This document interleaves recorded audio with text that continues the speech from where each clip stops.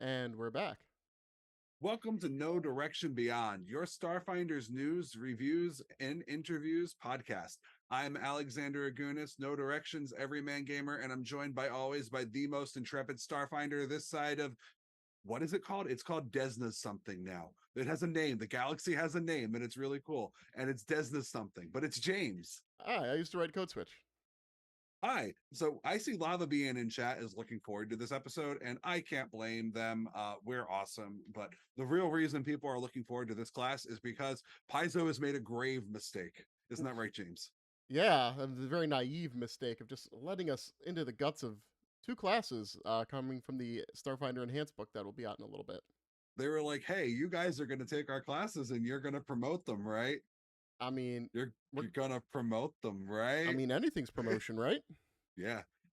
Isn't at the end of the day, isn't all press good press, positive Mm, press, helpful press? I don't mm. know. That's actually a lie.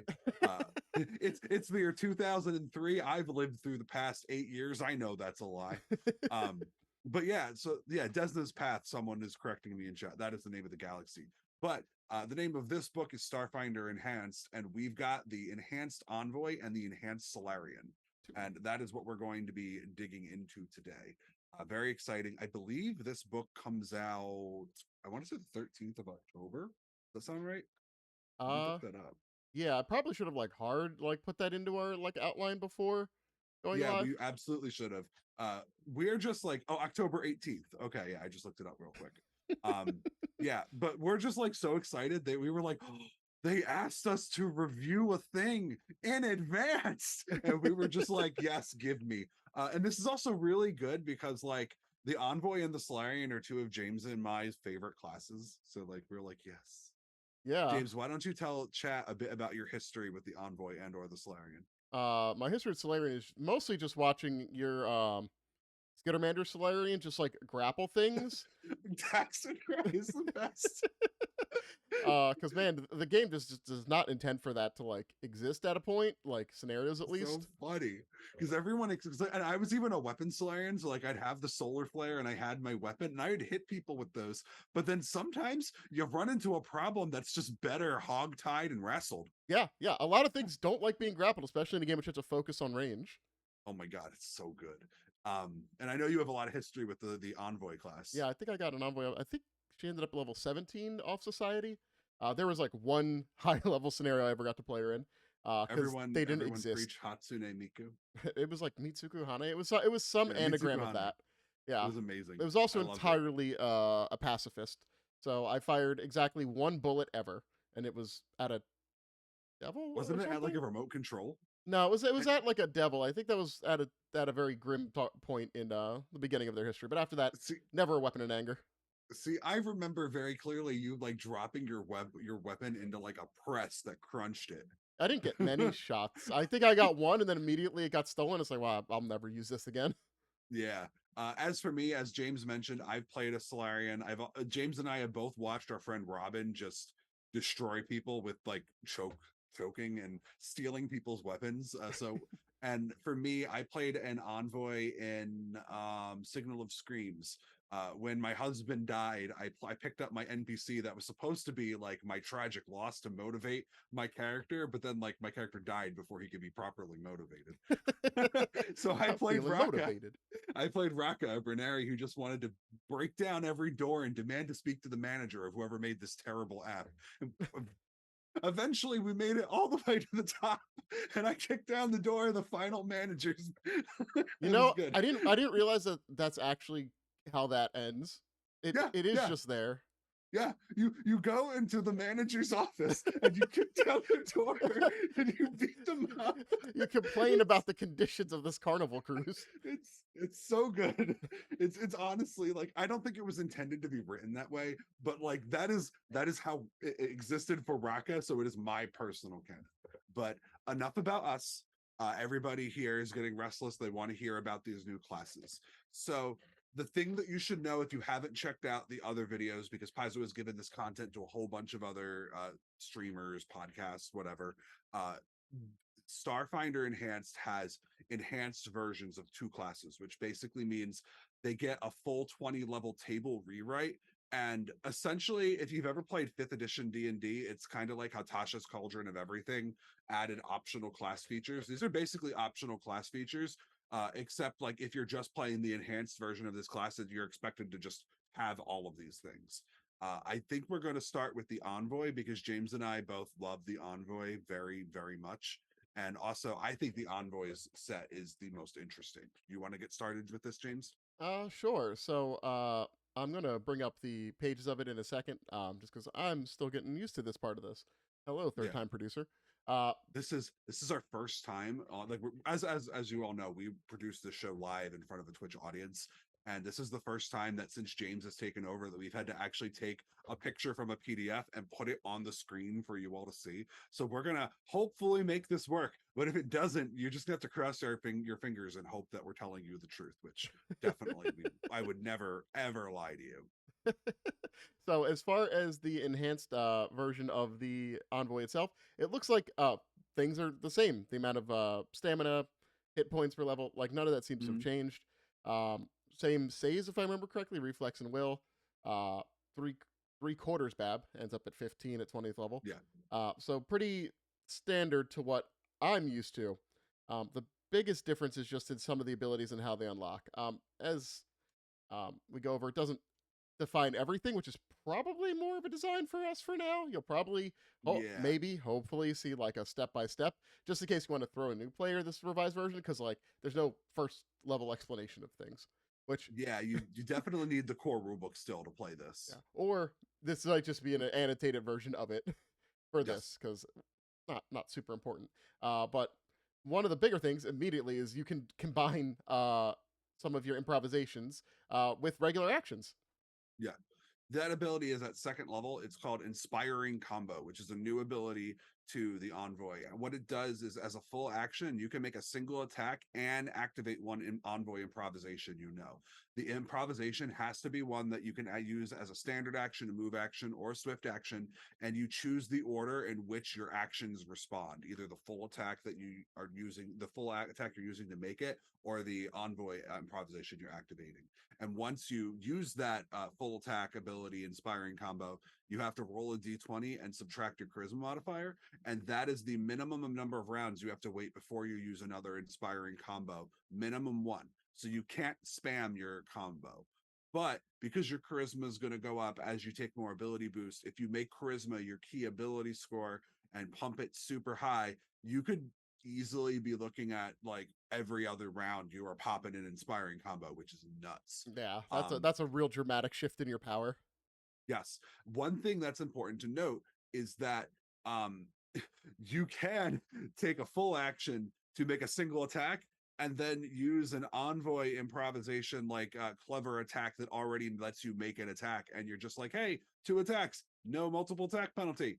Pew pew. Oh, Yeah. okay. And then at 10th level, the combo gets crazier. At level 10, when you use Inspiring Combo as a full action, you can either make two attacks and one envoy improvisation, or one attack and two envoy improvisations.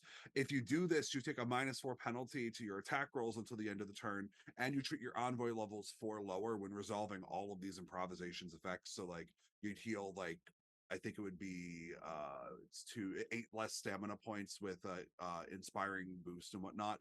But there are a lot of them that this just doesn't matter for. Like if you have improved get them, that doesn't care about your level. You're Yeah. just like, get them. Yeah. Oh, you got them good.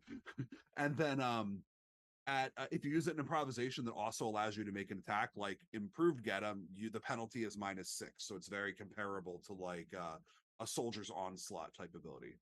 N- Then at level 19, you reduce all the penalties for making attacks by 2.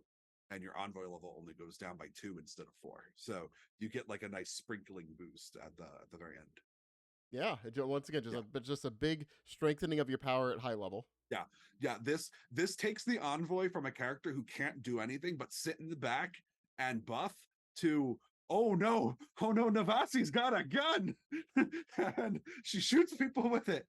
Yeah, So like I it's don't good. think they were inherently super strong before on high levels because you were just kind of in the back. Just you were Mhm. doing complete battlefield management. If you've ever seen like Log Horizon, where Shiro's just like in the back guiding how people are fighting, that's what you did as an envoy. You could do Mhm. other things. There's always ways to play, but you kind of felt like if you were doing the limited damage you'd get from an attack, unless it was for like a final shot, that you were kind of Yeah. wasting your potential. Now, one thing I want to make clear because somebody asked in our live chat, everything we're saying, these four new abilities that the enhanced envoy gets, these are additive. This class does not lose anything. Like the saving throw bonuses are the same, like James said. The base attack bonus is the same. The expertise die scales at the same rate. You get the same number of hit points, skill points, stamina points, class skills. Everything is the same. This is just more. So if you felt like your envoy was too weak, at baseline, like this is the PDF for you. Now, speaking of things that if you thought your envoy was too weak, level 2 is a very good level for the envoy now because in addition to getting the new inspiring combo ability and in addition to getting an envoy improvisation, which is baseline, you get an ability called signature support at level 2. Which is at level 2, you get to pick one of the following envoy improvisations: Clever Feint, Dispiriting Taunt, Get 'em, Inspiring Boost. Those four are essentially like the bread and butter first level envoy improvisations. Like almost every envoy has at least one of them. Not all of them, almost all of them. But you pick one of them at level 2 and you get it for free. On top of the improvisation you got at first level, on top of the improvisation you got at second level. If you already have that improvisation, like you picked it at level 1, then you just get another free envoy improvisation.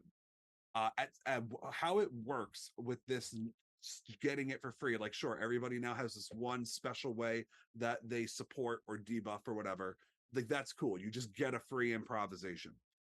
At level 6 you get a limited daily uses per day ability that let you trigger that improvisation that you picked as your signature support as though you had spent a resolve point. So like improved get them, if you spend a resolve point you get them everything in like a giant burst. This just lets you say, hey, I trigger that without spending a resolve point. Yeah, because And it shows what you're good at. yeah, you get it initially once at 6th level, you get a second use at 12th and a third use at 18th. So have a free improvisation, make it support. Like I think that to me, it is ensuring that you're building your character to fill the class role, which is a support character. I think it's pretty cool. I like free improvisations. Give me them. Well, yeah, I mean, these were the base level for the not meta, but your most popular builds of Envoy, and Yeah. I kind of think of it kind of like how bards in first edition had their counter song and uh, Mhm. all their other base songs that they get, or if you want an archetype and an altered version of them, uh, so that you have that variety. Mhm. Because once again, it seems a lot of this is just about giving power, just taking off the limiters. Yeah, just go ultra instinct, but as a support character. Now, the 11th level ability is called Lead by Example. This is fun. I like this one a lot because essentially what it is that if you critically hit someone and that person that you critically hit is in view of at least one of your allies, you can trigger any improvisation that you could perform as a standard action, a move action, or a swift action as a reaction triggered by your critical hit. And it does not, but it does have some limits. You can't use the improvisation more often than you normally be allowed to, such as if you use all your daily uses or if you have no resolve points to spend activating it. Once you trigger a improvisation using lead by example, you can't do it again for a minute or until one of your allies within 60 feet critically hits. So if you guys are lucky and the 20s are rolling that night, you can refresh this ability quite a bit. It's also just like a funny like, but what about me? Like I did something cool, then somebody else Yeah. does something cool, and then you can do something else cool again. Ha! You killed that guy. Now get that one. It's awesome. I love it. It's very cool. The last ability that is brand new that the enhanced envoy gets is a 14th level ability called Success Breeds Success. When an ally you can see within 60 feet scores a critical hit on an attack against a significant enemy, attacks against that enemy are treated as critically hitting them if the die is a 19 or a 20, and that lasts until the end of combat. So this is big. This is a critical threat range increasing ability. Starfinder has never had one of these. It was very common in Pathfinder First Edition, which this game is based off of, but we've never had something that makes you crit more often.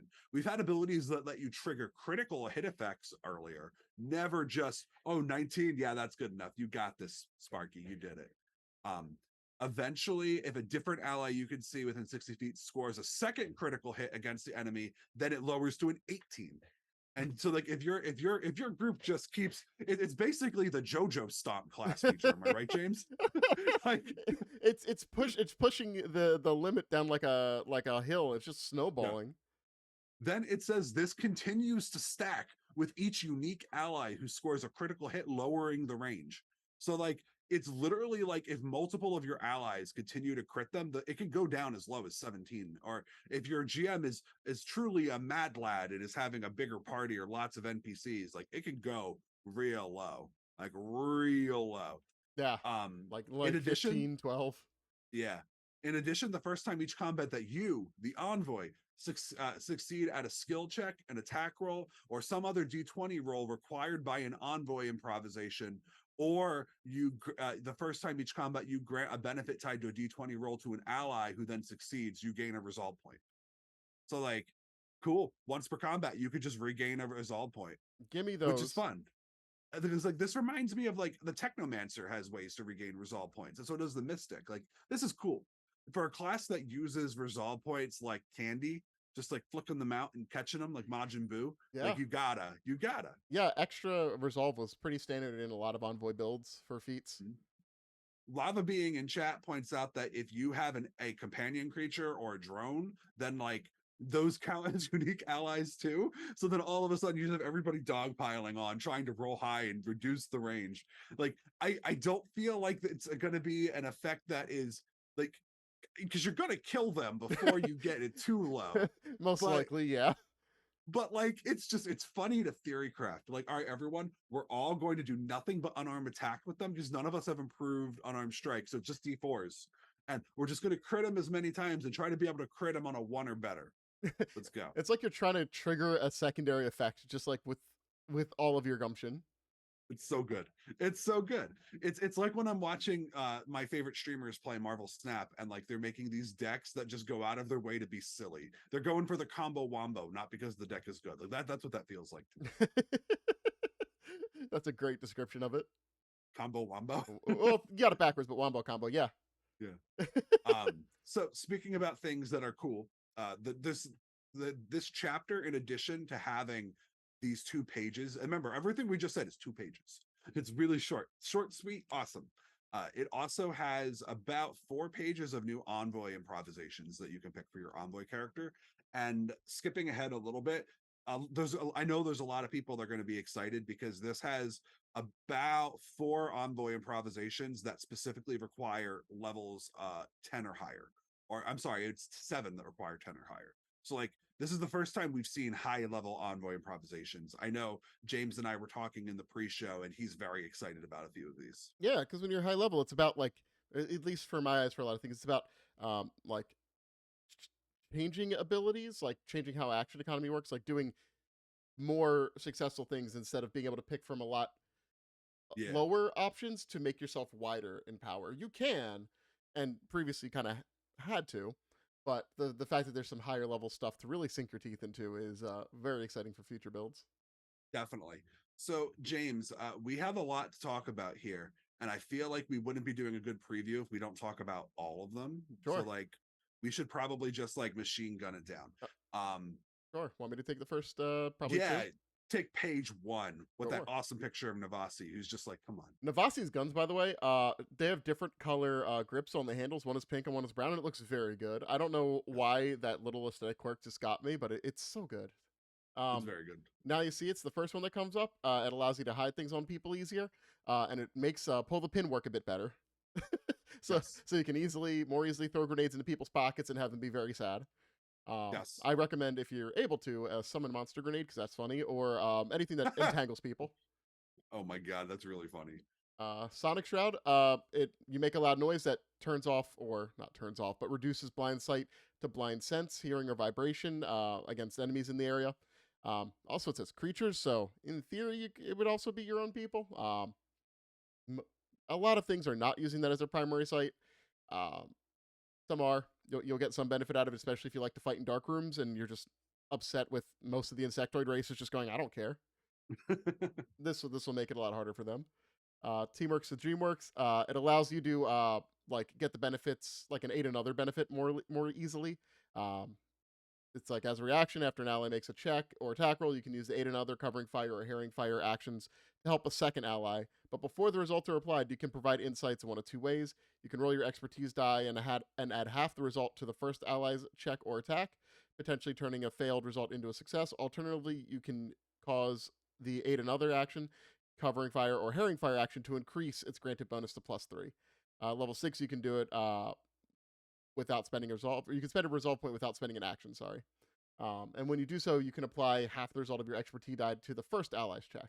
So you help a bunch of people, and it's kind of like what's that bard spell? Moment of Greatness, the one that you can Yeah. get rid of to use add d4s. Yeah, definitely. I am very excited because by giving James the first page, I get to talk about Vexing Style. Vexing Style and an envoy improvisation that builds off of it later are two of my favorite in this. What Vexing Style does, it's a language dependent, mind affecting, sense dependent improvisation that as a swift action, you activate it. And then once you activate it, it is on until either combat ends or you can no longer communicate effectively, such as becoming inaudible, paralyzed, unconscious, or if you just choose to end it. And what happens is that while you're in Vexing Style, enemies within 60 feet of you take a -1 penalty to attack rolls to hit you, and you gain a +2 bonus to bluff checks to feint those creatures, right? The downside is that while you're in Vexing Style, anything that is penalized by your Vexing Style, you deals additional damage to you if they manage to hit you. The amount of damage is equal to half of their CR. So the stronger the creature, the more they hurting you. Minimum 1 damage. Also, if such a creature scores a critical hit against you, they could become immune to your Vexing Style and to improvisations that use it as a prerequisite for 1 hour. They can So, choose like, to become immune. yes, they can continue to be vexed if they want to. Maybe they like hurting you more. Mhm. As a GM, I would almost always keep that running. I would never turn it Just off. fueled by anger. My a -1 penalty is not enough to deter me from basically getting deadly aim on you. Just to let you know if you're ever at my table. Um, there's also an ability called Combat Codebreaker, which essentially lets you use a culture or sense motive check with a DC equal to 10 plus the most powerful foe's total sense motive skill bonus, or 10 plus or 15 plus 1.5 times that creature's CR. It's basically the same DC for fainting them.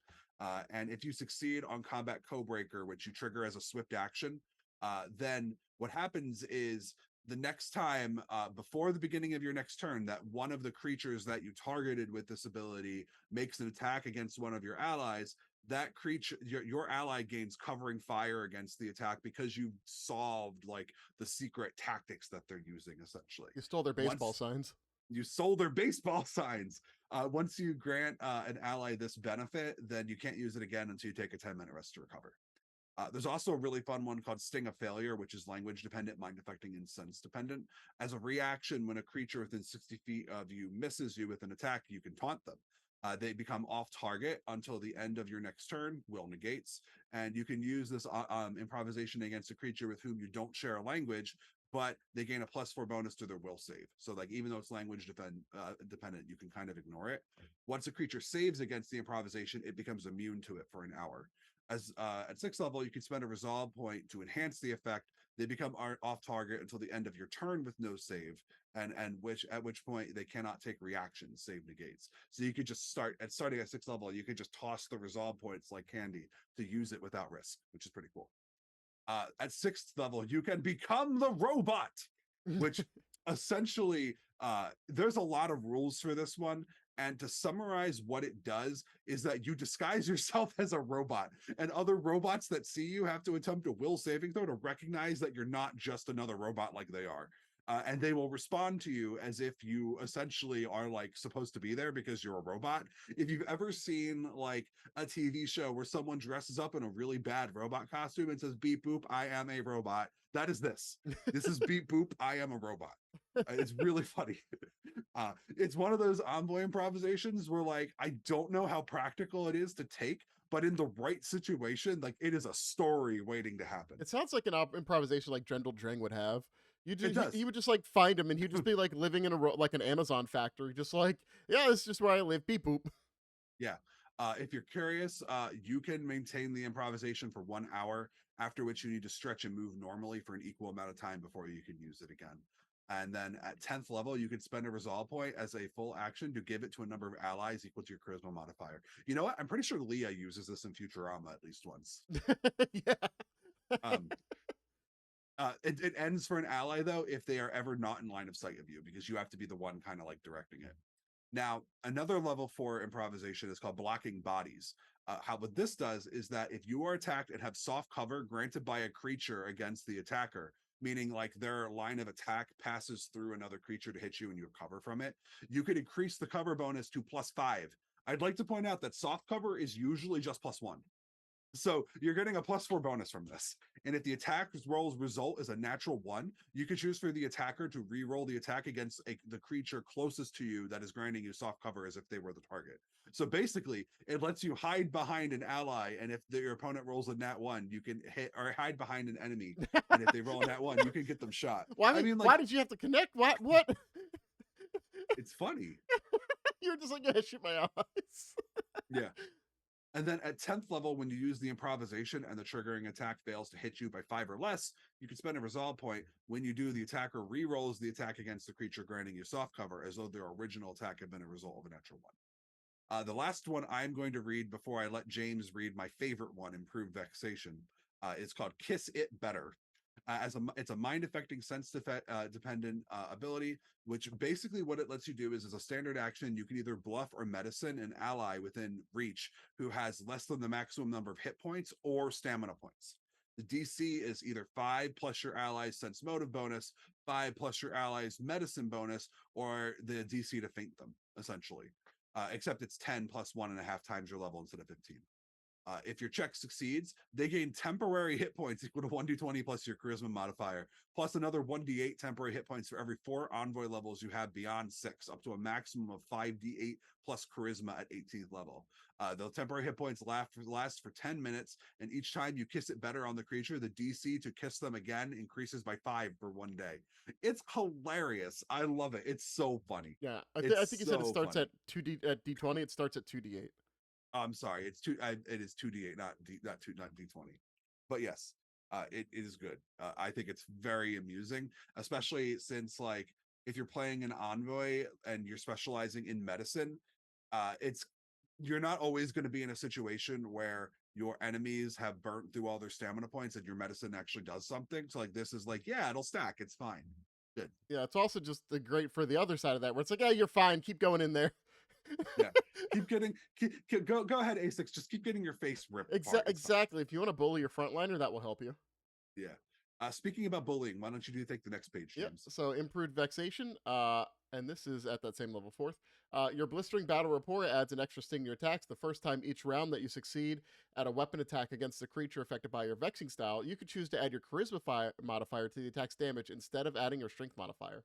If the attack would not normally add your strength modifier to its damage, you can instead add half your charisma modifier as a bonus to the damage. You can't apply your charisma modifier to damage in a way that affects area of effect weapons, and you must have vexing style. So, yay, it's piranha style, except it's charisma to damage. It's so good. I love it so much. I also really like the flavor that because like usually when you have X to Y in terms of ability scores, like people are like, oh, it's so powerful. Now you can do all these things.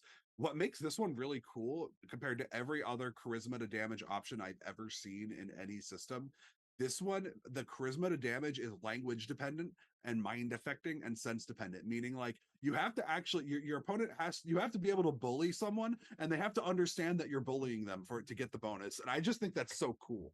Like like is it less optimal than a Solarian getting soul fire to their weapon? Absolutely. I think the flavor makes this really cool. Hey, I think it's good too. Anything that gives you more damage. I know The you've been waiting to say this next one. Yeah, what did we learn? So it's a language dependent, mind affecting, sense dependent one. So you do need allies that can understand you. While resting, you coach your allies on how to turn past failures into successes. You spend a resolve point when you're resting for 10 minutes to recover stamina, and you can review tactics with up to 5 allies who are also spending resolve points to regain stamina. And each affected ally learns a lesson associated with their choice of attack rolls, skill throws, or saving throws, or skill checks. Before attempting a check of the chosen type, an affected ally can expend that lesson to apply a +2 morale bonus to that check. And it lasts for 8 hours. So you go in, you get thrashed the first fight, and you all talk about it. Yeah, that went bad. I love it. It's so good. It's you know, it reminds me of when we played the one adventure path we played that had the Resident Evil laser grid, Hmm. and we like took like 4 tries trying to get through it. Like this is what if we had an envoy, that would have been perfect for Might that have been a scene. lot easier. Maybe we don't walk into the lasers. No, we locked into so listen, we locked into the man. Oh my god, I cursed. I'm so sorry. We walked into the man-sized microwave. Like it's fine. And then up to the By eighth we, I level. mean me. Yeah, you specifically. At the eighth level, there's some more improvisations. Doom with many O's and an exclamation point. Language dependent, mind affecting, sense dependent. When you use this ability, you choose a wide range of different areas, either 120-foot line, 60-foot cone, or 20-foot burst radius within 60 feet. As a standard action, you tell people their doom. You make checks based on either their sense motive modifier or 15 and 1/2 their CR, whichever is higher. And hopefully you have a little token to sell this act. But if you do succeed, each creature which your check succeeds against must do one of the following on their next turn: fight defensively, use a full defense action, move out of the area, or move to an area that grants them cover against your attacks. Whether your check succeeds or not, you can't affect a creature with that improvisation again for 24 hours. That's So hilarious. you I bring love out it. you bring out the little stick of doom and you go, this stick will be your doom, and you wave it around and they go, oh no, it's a stick of doom, and then they have to take one of those actions. It's a very like reimagined version of just cause fear. Much funnier. Way funnier. The next one's up, as I said now, a mind affecting sense dependent. As a swift action before the end of your first full turn during each encounter, you can motivate an ally who hasn't acted yet and is yet within 30 feet of you to act more quickly. That ally rerolls their initiative check using the second result if it's higher. The second initiative check cannot exceed your own initiative count. If it would be equal or exceed yours, the ally creature acts immediately in your turn in the initiative order. Once the creature has been affected this ability, immune for 24 hours. So you kip up your person. You give him a little pat on the butt. No, no. Up to 10th level, exploit weakness. Sense dependent, language dependent, mind affecting, sense dependent. When you succeed at a check to identify a creature, you can audibly communicate its vulnerabilities to allies within 30 feet as a move action. When you or your affected allies deal damage to the identified creature and that damage would be reduced by energy resistance, damage reduction, or similar effect, roll your expertise die and add your intelligence or wisdom modifier. The attack or effect ignores an amount of one of the creature's damage reducing abilities equal to the result of that check, reduced to a minimum of 0. The attacker does not need to know the specific defensive ability that the identified creature has to benefit from this improvisation, and you and all affected allies can ignore part of the creature's damage reducing abilities in this way with one attack each for 1 minute, after which these benefits end. And 24 hours limit. So, yeah, you say, hey, it has a hard head, and you don't hit it in its hard head. Amazing. It sounds really dumb, but like it's very good, especially when you get into those energy fights where y'all showed up to the devil ship with laser rifles. So helps a bit there. Next up, fearsome blast, mind affecting, sense dependent. This makes your grenade scary. You throw a grenade in there, it explodes. They have to make an additional will save, and if they fail, they get shaken. And nat ones, they get frightened. After which they're shaken as well. You can regenerate it with stamina point when you recover to gain more stamina. And insult to injury, language dependent, mind affecting, sense dependent. Your quips make your enemy's wounds feel even worse. As a reaction, when you or your ally hits and deals damage to a creature affected by your vexing style, you can increase the attack's damage by an amount equal to your charisma modifier. If the creature is flat-footed, off-target, or shaken due to your actions, you can instead roll your expertise die and apply the result as a bonus to the attack's damage. After a creature takes extra damage from your improvisation, it becomes immune to your injury to insult for 24 hours. You can't apply this bonus to damage weapon attacks that affect an area. So yay, it's the mesmerist's painful reminder and stare damage ability. Very cool. So now the last couple ones that we're going to do, this is the last page of Envoy. There's like 4, and all of them are level 12 or higher. So these are like the pinnacle of Envoy power now. The first one at level 12 is Cry of the Valkyrie. It is a mind affecting, sense dependent supernatural ability where you shout at someone's dying soul so loud that, like, if the creature is dead and their soul is like leaving their body, it just goes back in and they come back to life. It's really great. If they have no resolve points, they gain 1 resolve point, and the number of hit points they come back to life with is equal to your expertise die plus your charisma modifier. That's how much hit points and stamina they have. So it's like, it's a chunk of healing. They also gain a temporary negative level from coming back to the dead. The improvisation has a range of 30 feet. Here's the kicker. You have to spend a number of resolve points equal to 1 plus the number of rounds the creature has been dead for, treating any fraction of a round as 1 round for this purpose. So like, it's going to cost a minimum of 2 resolve points to save somebody. The improvisation can't resuscitate creatures slain by death effects, creatures turned into the undead, or creature whose bodies were destroyed, significantly mutilated, disintegrated, and so on. For the purpose of determining whether a dead creature could be affected due to this improvisation's mind affecting and sense dependent descriptors, treat the creature as though it were not dead. So basically, you cannot bring back mind affecting creatures or creatures that would not be able to sense you with this, if they were alive. And Right. then once you use it, you can't use it again until you spend a resolve point during a 10-minute rest to recover stamina. I also think that's So funny because like they're objects and they don't have sense dependent things, and this it's just in there to say, hey, the corpse can't hear you. It's a corpse. yeah, no, to me, it feels like someone like remembered like the old 3.5 ability. There was like an iron counter ability that technically let you counter the sun. This is someone making sure that you can't counter the sun with this ability. Also, Um, unlike other things that bring things back from the dead, range of 30 feet. yeah, yeah, it's good. Like comparatively, this ability is very similar to a or level plus Mystic Cure. It costs way more resolve points, but the flip side of this ability is that you could do it from far away. Like you just be, hey, that guy is in 30 feet. Yo, get up. And then that way, like you could say, like if someone dies and they're outside of 30 feet of you, it's like that's outside of my get 'em range. That's on you. I can imagine James saying that to our friend Peter, to You be shouldn't have honest. died there, idiot. Then at 16th level, the last 3 improvisations, you have diplomatic immunity, which is a language dependent, mind affecting, sense dependent ability. As a reaction, when a creature within 60 feet of you succeeds at an attack roll against you, including with like a blast or a line property ability, but not explode, since I think that one is specifically a reflex save, Mhm. and then that attack deals damage to you, you can trigger this reaction to reduce the damage you take by convincing the attacker to strike less forcefully.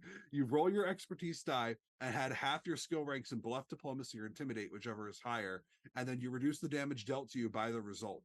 If the damage would be reduced to 0, you resolve the attack as though it had missed. That's probably never going to happen at this level of stage. That is not a big enough number for that to be a miss. Um, this improvisation, it can only reduce the damage you take, not the damage the attack deals to other creatures. Once you trigger this improvisation against a creature, that creature is immune to diplomatic immunity for 24 hours. And then after a creature that witnesses you making an attack or taking an otherwise overtly hostile action, they're immune to it. So basically, you cannot be guns blazing with this. And then you cannot have the not in the face improvisation. You must have not in the face to choose it. So it's kind of like an improvement of not in the face, which I think is from the core rulebook, if I Yeah, remember I right. mean, this is what, 14 damage on Um, average. so I mean, at the level that you get it, it's half your ranks in one of those skills. So that's 7 plus an Or average 8, but yeah. of, yeah. I mean, like your expertise die can go up to 1d8 plus 2, I believe. Yeah, So so like 6.5. yeah, so like right at this point at max die, it would be like 12. And then if you were max levels, it'd be like 16. Yeah, it's not great. I don't recommend this one. To me, this is the only one that I'm like, the other ones are a lot of these other ones are niche, but I could see them being useful and fun. That one I feel like would frustrate me. Yep. Uh, Yeah, but that's a nimble dodge of a choice. oh my God, it's a nimble dodge of a choice. Did you know people like actually agree with me now, like 4 years later? I Isn't that wild? you were Remember how vilified. I was Vilified. vilified for that. Anyway, I won't get into that. Horrifying Blast is a mind affecting, sense dependent option. Your explosives terrify those caught within their blasts. When you activate or attack with a grenade while using the fearsome blast improvisation, which James already talked about, creatures that fail their will saving throws by 5 or more are frightened for 1 round, which means they're running and they're probably dropping stuff, and you just get to laugh. And there's no like, oh, once you use this, you can't use it again until you do X, Y. No, just throw the bombs, and if they roll bad, they're running. Yeah, that's their fault for failing Goodbye. those saves. Get Yeah, good. it's their fault. Get good. And then the last one is improve seize the advantage, which is language dependent, mind affecting, sense dependent. You can choose up to 2 allies within 60. Oh my gosh, 2 allies within 60 feet to make an attack using. Don't make fun of me. Sexy feet. Sexy feet using seize the advantage and the seize the advantage improvisation. If you choose only one ally, the ally retains a better sense of balance after making their attack and can attempt a reflex saving throw. If they succeed, they're only off target until the end of their turn, ignoring the improvisation's other attack penalty and staggered conditions. So basically, you can make the seize the advantage ability have a less of a penalty for your allies, uh, or you could just pick 2 of them and say sucks to suck. Yeah, here's that art where she's the you can see the pistols have 2 different grip colors. Yeah, it's very cool. It's like bubblegum and chocolate or something, like Charleston shoe colors. Well, I mean, her shoulders definitely look like Kit Kat bars. Oh my god, you're right. she's super into strawberry machine cake now. So that's the envoy, and next we had the Slayer. We budgeted 20 minutes for the envoy, and boy, we blew past that. No, because we're just too we're fanboys. What can you say? This is what happens. I mean, it's You give us exciting. rules. I mean, Yeah. envoys are exciting. They do such weird things. Well, not weird things, but they do such relatively unique things. On the plus side, the enhanced Solarian, which also gets extra abilities and does not lose anything from the base Solarian, it only has 3 new abilities compared to the Envoy, which had 4, which is cool. I like that because that means that we don't have to talk about it as much. Yeah. But do you want to take these 3, or do you want me to do it? How about you start? I'm dealing with some stream things, and when I have to full screen that thing, I can't do the other things. That's fair. Okay, so the first thing you get at 2nd level is called Attunement Surge. When you have 2 attunement points in any stellar mode, you could expend 2 attunement points on your turn without using an action to gain 2 effects until the beginning of your next turn. First, you gain the benefits from that mode's stellar revelations as if you were fully attuned rather than attuned. Second, you gain a benefit based on which mode you are attuned to. So essentially, starting at level 2, you could just be like, okay, I'm spending all my attunement points and now I'm fully attuned, like a round earlier, which is pretty cool. And then you also gain an extra benefit. The first one is if you are an energy, if you're attuned to the energy, which is from Tech Revolution, you gain the nimble move speed. Pretty cool. If you are attuned to Graviton, you gain your insight bonus to reflex saves applies to all saving throws. Wow. Yeah. Photon is the first time you deal damage to a creature, you can increase the insight bonus from photon mode to D4 plus 1d4 for every 6 Solarian levels you have. If your attack or effect damages multiple creatures, you apply this additional damage to only one target of your choice. The rest take the default photon mode damage. And at level 12, you can apply the higher damage to up to 2 targets of your choice. Then the final one from Tech Revolution is called Resistance. In addition to granting you damage reduction, Resistance also grants you Resistance 1 to acid, cold, electricity, fire, and sonic damage, increasing by 1 for every 6 Solarian levels you have. This energy resistance stacks with one other source of energy resistance you have, such as from equipment. So it's pretty cool. I like this. Free real estate. Yeah, I mean, it essentially what it says is so like essentially what it does is that you spend 2 points, you become fully attuned around early and get these benefits. The downside is that you're not fully attuned to activate like your Zenith revolutions, right? Like, because you don't have enough points for it. That to me seems to be how this is intended to be read. It doesn't really say that. I'm hoping that's what it's saying, because like if you could trigger Zenith revolutions while spending this, then it's just pushing you around earlier to fully attune, which could have saved a paragraph if they just wrote that. We might need some kind of an errata or an FAQ to explain what the intent of this ability is. But I like it. It's cool. The 3rd level ability is called Combat Meditation. As a full action, you can concentrate and channel the cosmos to gather power more quickly. You attempt a D20 charisma check. You gain 1 attunement point for your current stellar mode if you fail the check, 2 points if you succeed. And this can't put you above 3. Once you use this ability, you can't do it again until you spend one resolve point to gain stamina points after resting for 10 minutes. After a 5th level, you could spend one resolve point to instead use the ability as a standard action.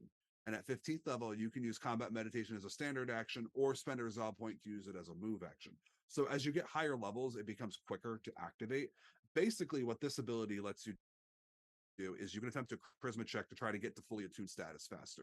It takes your full round to do it, but if you can reasonably pass that check, you can start round 2 fully attuned, or you can fully attune one round earlier. If you do it on round 1 to get to round 2, and then round 2 you get up to 3. So like it's definitely a speed up in getting to the full attuned status. Hmm. Then the next ability is the 8th level Aftershock ability. Your most powerful revelations briefly warp reality around you, granting you a momentary advantage before the cosmos restores equilibrium.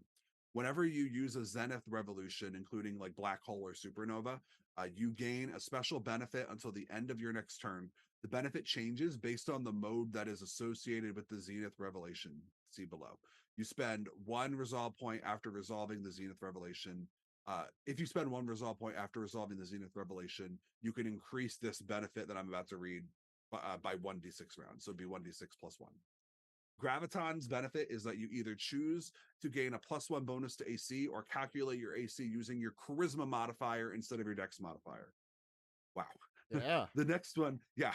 The next one is Photon. You can calculate your attack and damage modifier using your charisma modifier instead of your strength or dexterity modifier. This does not stack with the soul fire weapon infusion. That is literally printed there. Ooh. Alternatively, yeah, the next successful attack you make before the end of your turn gains a damage bonus equal to your charisma modifier. So here's what's really funny about Aftershock. I don't know if this was intentional. I assume it is, but Aftershock inadvertently uh gives you a benefit for choosing the mode that is currently less optimal for your stellar mode, right? Hmm. So like if you are a armor class based Solarian, you have the armored Solarian option. You probably have a high dex to make use of your armor and have like a good bonus. And also you're using a gun or like a finesse weapon because you don't have a weapon to use, right? Right. So using your charisma to dex doesn't really matter for an armored Solarian.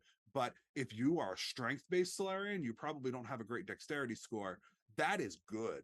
That is real good.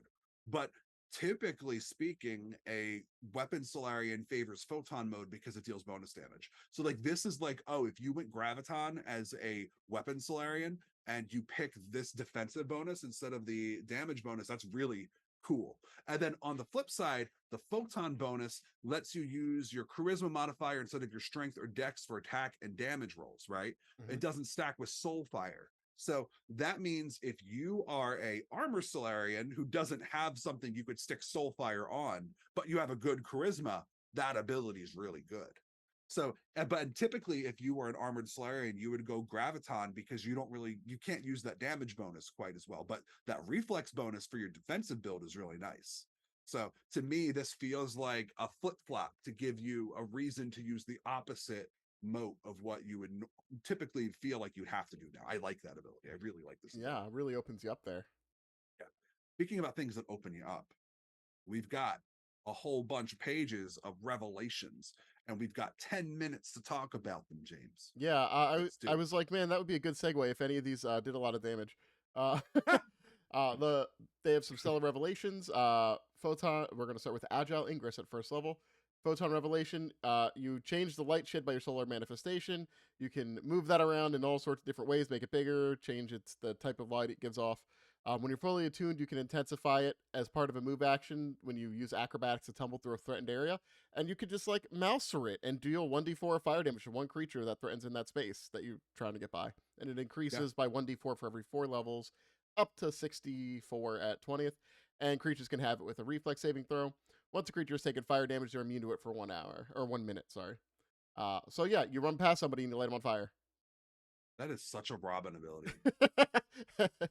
The next one is Barrier Occultation, Graviton Revelation. Your soul manifestation bends, blocks, and reflects light as much as it produces it. As a move action, you can change the light emitted by your solar manifestation by 10 feet of dim feet, 10 feet of bright light followed by 10 feet of dim, or 10 feet of bright light with no dim beyond. This lasts for as long as your solar manifestation is formed or until you change it back to its default state. And yeah, as part of a move action to align with a shield, you can make things dazzled for 1d4 reflex negates. Yay. Hooray. I'd like to remind you, James, that Dazzled is very good in Pathfinder Second Edition and in Starfinder Second Edition, but it's really not that good in this edition. No, no. When I read Dazzled, I remembered learning that in second edition, Dazzled is good, and I just auto completed to that. And Yeah. when I went back and read this after I remembered that I was reading it wrong, I was like, oh, Oh, that's a minus. choice. Reflex negates. Uh, Dodge the light, James. yeah, Dodge it's the like, light. how about this negligible bonus that won't work half the time? How's that for a choice? Next up is Caustic Void, Graviton Revelation. You transform the crushing force of a black hole into a more caustic destructive energy. You can use this revelation when forming your solar manifestation to change the manifestation's properties. Your solar manifestation deals physical damage. This revelation grants the manifestation the effects of a corrosive weapon fusion. This temporary fusion ignores item level requirements. It doesn't count towards maximum fusion, so you can throw it on something you already have it on. If your solar manifestation only deals energy damage, this revelation causes the manifestation to deal acid damage instead of any other energy types. If your God, I solar love that. Yeah, if your solar manifestation provides a bonus to AC, it also grants you acid resistance equal to 5 plus your half your Solarian level. Solar Shield manifestation applies both the corrosive weapon fusion effect to unarmed attacks with the shield, as well as the acid resistant effect. Though you only gain the acid resistant benefit while your shield is aligned, whether or not the acid damage is dealt by your target. That is a good one. I like that one. Yeah, yeah. It feels like Entropy Solarian, give it to me now. Yeah, I feel like it just makes you strong in a direction, right? Like it has a Yeah, focus. yeah, definitely. Um, so then overwhelming brilliance is a photon revelation. You can channel part of the positive energy plane's brilliance. You can use this revelation when forming your solar manifestation, changing the manifestation's properties. If your solar manifestation deals physical damage, the revelation grants the manifestation the effects of a flaming weapon fusion. The temporary fusion ignores item level requirements and doesn't count towards the maximum levels of fusions your weapon can have at once. If your solar manifestation deals only energy damage, the revelation causes the manifestation to deal fire damage instead of any other energy damage types. And this fire damage ignores undead creatures' fire resistance by amount equal to your charisma modifier +1 for every 4 Solarian levels you have.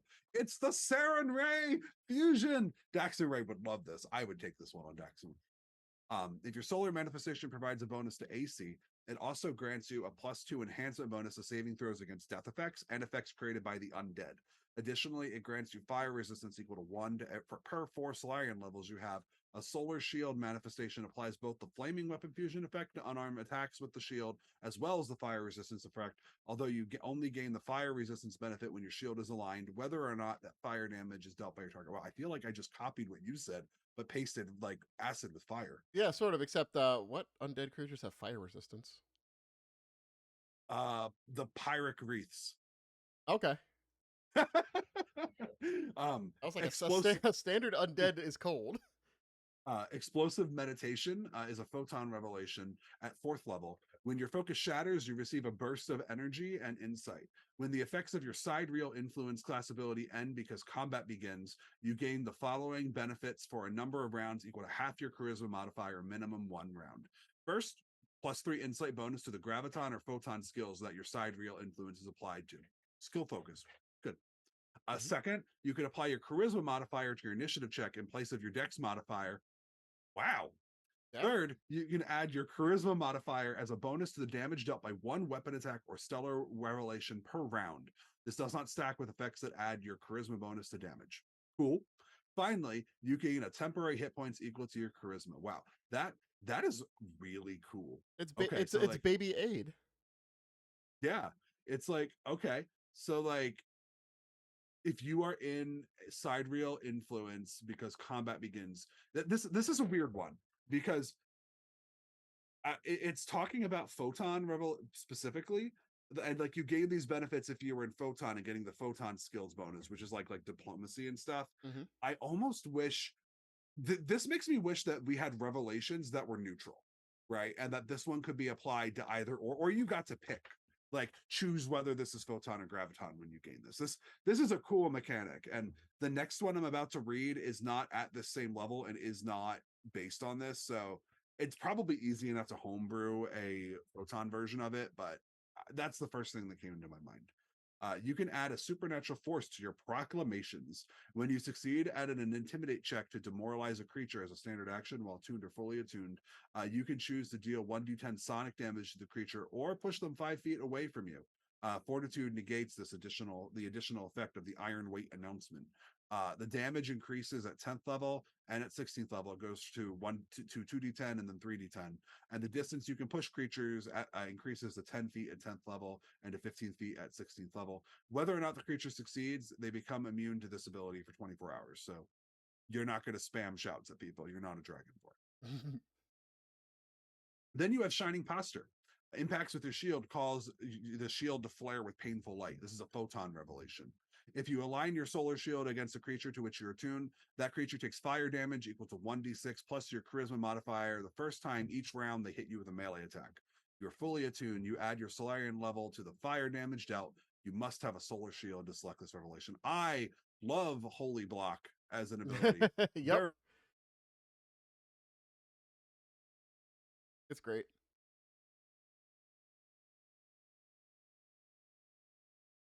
Oh, Alex is completely frozen.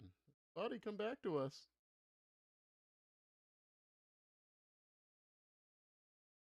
Look at him. Just frozen in the void. In the ether. Well, while we wait for him to come back, I will pick up from where he left off. Oh, there you are. You're back.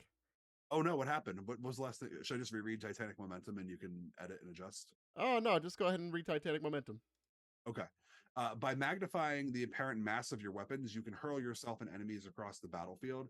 So what this does is, as a move action, you can grant a weapon you wield, including your solar weapon, the thruster weapon special property.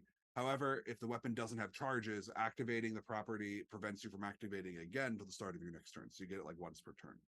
The benefit lasts for 1 round or until you leave photon mode.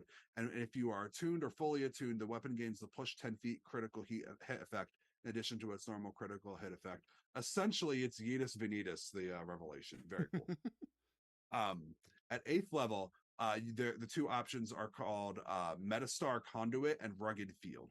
Metastar Conduit is a photon revelation that whenever you use a photon zenith revelation, you can either fuel or burn away a spell that is either affecting one of the revelation's targets or is in one of the revelation's area of effects. If you choose to fuel the spell, attempt a dispel check, 1d20 plus your Solarian level against the DC equal to 11 plus the spell's caster level. If you succeed, you can either increase the spell's duration by 100% or by a number of rounds equal to your charisma modifier, whichever is less. If you choose to burn the spell, you attempt to dispel it as it's a spell magic. So you can either woo or yeah. You can only attempt to burn a spell and fuel a spell once per day each. And then you must spend a resolve point each additional time you use the revelation. So like you could, if I'm reading this right, like you could do it once per day, and then if you want to do it again, you have to start spending resolve points, if that makes sense. I think that's what it's trying to say. Yep. Mm-hmm. Then Rugged Field is a graviton revelation. It keeps environmental effects at bay. You gain the environmental adaptation feat as a bonus feat, even if you don't meet its prerequisites. And you can use either your charisma or your constitution modifier to determine how many environmental conditions and weather conditions to choose from with the feat. When you become fully attuned, you can choose an additional environmental condition or weather condition presented by the feat. This lasts until you are no longer fully attuned. That feat's abilities are kind of mid. They're not bad. They're just kind of there. This to me would feel better if this was one of like the level 2 revelations. As a level 8 choice, this kind of I'd probably I wouldn't snap on this. I'd pass this. Yeah. I mean, it probably matters more in certain campaigns, right? Maybe, but you know what? You get to read an ability called Striking Spaghettification. Yeah, wow. That's got to be good. Man, you said that like perfectly. I'm Italian. What do you want? So these are 10th level revelations. Striking Spaghettification is a graviton revelation. You stretch your body in impossible shapes and snap back to the original. While you're attuned or fully attuned, you gain lunge as a combat feat, and when you use lunge, you can instead increase the reach of your melee attacks by 5 feet for every 5 Solarian levels you have. The resulting penalty to your AC instead equals 1 plus 1 for every 5 feet by which you extend your reach. So you can just make a 15-foot long spaghetti arm and take -3 to your AC. If you hit a creature with using that lunge, you can spend one resolve as a reaction to pull the rest of your body forward towards the target rather than retracting your limbs. This moves you to a space adjacent to the target that is within your reach and does not provoke attacks of opportunity. Very silly. The plot twist is that you're spaghettifying yourself and not your enemy. Yeah, you're juicing them. Next up is two Horizon Strike, which is Photon. Your weapon's momentum carries you from one end of the battlefield to another, striking as many targets in a single cleave swing. You gain Cleave as a bonus combat feat, or Great Cleave if you already have Cleave. While attuned or fully attuned, you can make use of the Cleave feat, hit a foe, and you can take a guarded step without spending an action before making an additional attack granted by Cleave or Great Cleave. Each weapon's attack each attack's target must be adjacent to the previous one that you hit. You can only take a guarded step in this way once per round, though you can spend one resolve point without spending an action to increase the maximum number of times you can take a guarded step between attacks to a number equal to your constitution modifier until the end of your turn. So just walking down the line of enemies, just slapping each one. I love feat boost the revelations. Like there's a couple in here that are like, here's a feat. Now we'll make it better. Like this is a cool design space. Yeah, yeah. It's something that almost seems like a telekinetic charge or the grown Yeah. up version of that, but a little more grounded in the rest of the setting. Uh, Vanitas I Vanitas. mean, magic is magic. So, 12th level ones, Revelations. First one up is Singularity Servant, which is Graviton. As a standard action, while you're attuned or fully attuned, you conjure a tiny hovering black hole that attacks any foes you designate. It appears next to a foe you choose within 60 feet and makes an attack with a reach of 5 feet. The black hole's attack bonus equals your Solarian level plus your Charisma modifier and attacks KAC. Successful attack deals bludgeoning 2d8 plus your charisma modifier, and this advances up to 68 at 20th level. And it deals additional damage equal to half your Solarian level if you are fully attuned. The black hole threatens adjacent foes, and though it can't make attacks of opportunity, you can spend a reaction to halt a adjacent creature's movement as though the black hole had a standstill feat. When you spend a move action to move, you can also direct the black hole to fly up to 30 feet with perfect maneuverability, though it can't go more than 60 feet from you. Once per round, as part of your action to make an attack, you can command it to make an attack against your target immediately after your attack, so you can kind of gang up on it. It disappears after 1 minute once you are no longer in graviton mode, or once the black hole has made an attack for every 4 Solarian levels. And you get it back after you spend resolve for resting. It's a cool version of summon weapon, spiritual weapon. It's very cool. I want my own pet black hole. Solar Summoner. That's a Photon Revelation. As a standard action, while you are attuned or fully attuned, you conjure a tiny hovering star that attacks your targets. So pretty similar to the previous one, except it uses EAC as its target. Its damage is maxes out at 66 at 20th level, with additional damage equal to half your Solarian level if you're fully attuned. It threatens. You can spend a move action to make it move 30 feet, just like before. Once per round, as part of your action to make an attack, you can command the star to make an attack against your target immediately after your attack. So pretty much the same as before, but without the standstill feat. You know, I'm mildly disappointed by Solar Summoner, and the reason is very pedantic. So I'm sorry that does not matter, but stars are made out of plasma. So like, why does this just deal fire damage? It should be electricity and fire. Uh Plasma. 14th level revelations. Armament of gravity, graviton revelation. Your weapons have been exposed to gravity, so you can fuse them with gravitational forces with minimal exertion. When you Well, get aren't all weapons exposed to gravity? yeah, shut up. You can gain an attunement point in gravity mode. You can activate one graviton revelation that grants one of your weapons, wielded weapons, a special weapon property such as attractive force or crushing force without spending an action. The revelation must be of 8th level or lower. Armament of light, same thing, but for your photon revelations, and you change it to like luminescent inquisition or subduing beams. Yeah. And go ahead, hit our capstones here. I mean, so first of all, those armament ones are great because like the Solarian has a ton of one action abilities to enhance things that only last for one round until you enter the mode. Like those two are really good. Like I think those might be the winners so far, except for this like page and a half ultimate graviton, ultimate photon options. So this 16th level ability clarifies that these are not new revelations. These are new options for different stellar ultimate graviton or ultimate photon options for new revelations found in this book, essentially. So if you take the barrier cultivation ability, rather than dazzle, you cause the target to treat other creatures having concealment. So it goes from being a penalty that does not matter to being 20% mischance. Reflex negates. Okay, well listen, it can't be perfect. Um, Caustic Void causes the corrosive weapon fusion to also gain the corrode 3d6 critical hit effect when you put it on a weapon using this ability. If it already has the critical hit effect, when you score a critical hit, you choose which one to apply, and any acid resistance granted by it is increased by your charisma, which is pretty good. Iron Weight announcement. When you demoralize a creature using Iron Weight announcement, the revelation grants your weapon the confuse critical hit effect. That's pretty cool. One round of just being like, oh no. Rugged Field, if you take that one from this book, while you in the selected conditions, you can move through 5 feet of difficult terrain each round as if it were normal terrain. This allows you to take a 5 foot step into difficult terrain. Singularity Servant, my little black hole buddy. Whenever you use the black hole Zenith revelation, you can center its effect on your singularity instead of yourself. That's cool. My little black hole buddy goes yum yum yum yum yum. Then striking spaghettification, reduce the AC penalty when lunging by 1. That's pretty good. Titanic momentum, you calculate the distance of any jump attempted using the thruster weapon property as if you had a running start. Cool. Nice. Then for our ultimate photon, agile ingress, the fire damage increases to 5d6, increasing to 66 at 20th level. More damage is always good. Explosive meditation, the duration for that ability, which was I believe that was the one with the charisma damage. It was like 1 plus 1d6 if you yeah, spent a point. it's 1d4 rounds longer now. And then Metastar Conduit, you can expend 1 attunement point to gain a +2 enhancement bonus to the dispel check you make while using the revelation. That's interesting. There is not a lot of things that let you spend attunement points besides Zenith. So like that's cool.